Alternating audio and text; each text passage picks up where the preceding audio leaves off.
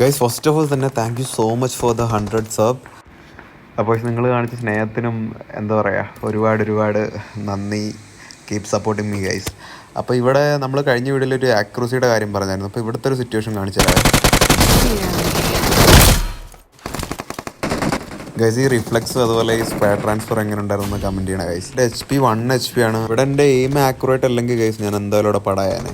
നമ്മളിൽ പലരും ചെയ്യുന്ന മിസ്റ്റേക്ക് എന്താണെന്ന് വെച്ചാൽ നമ്മൾ വേറെ ആൾക്കാരുടെ സെൻസിറ്റിവിറ്റി കോപ്പി ചെയ്ത് കളിക്കും. ആക്ച്വലി അത് അവരുടെ ഹാൻഡ് മൂവ്മെൻറ്റ്സിനും അവരുടെ മസിൽ മെമ്മറിക്കും അനുസരിച്ചിട്ടാണ് അത് അവരുടെ സെൻസിറ്റിവിറ്റി അവർ ചെയ്ത് വെച്ചേക്കണേ. അപ്പോൾ നമ്മൾ ടോട്ടലി ഡിഫറെൻ്റ് ആയിരിക്കും. ഞാനിവിടെ ഒരു സിറ്റുവേഷൻ കാണിച്ചിട്ട് ഗൈസ്.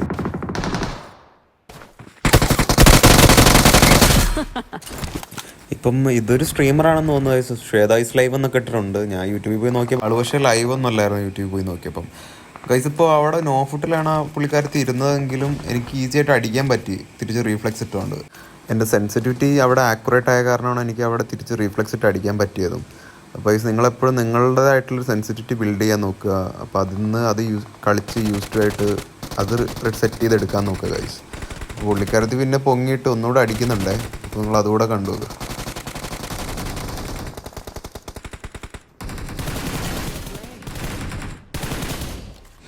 മച്ചന്മാരെ കമൻറ്റ് ബോക്സിൽ 2 പേര് സെൻസി കോഡ് ചോദിച്ചായിരുന്നു. അപ്പോൾ നിങ്ങൾക്ക് സെൻസി കോഡ് ആവശ്യമാണെങ്കിൽ ഞാൻ സെൻസി കോഡ് ഇട്ട് തരാം ഗൈസ്. അപ്പോൾ നമ്മളെ വീഡിയോ ഇഷ്ടപ്പെടുവാണെങ്കിൽ നമ്മളെ സപ്പോർട്ട് ചെയ്യുക, ലൈക്ക് ചെയ്യുക, സബ് ചെയ്യുക. Keep support me guys. Love you all. By.